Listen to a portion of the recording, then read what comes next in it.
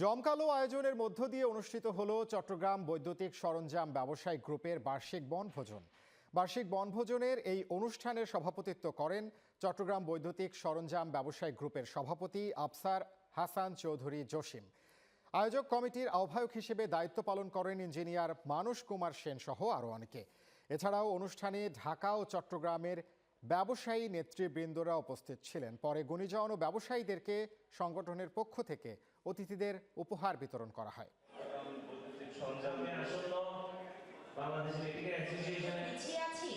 আমরা ছোট্ট করে অল্প করে ফেব্রুয়ারিতে আমাদের মঞ্চে রয়েছে সভাপতি জনাব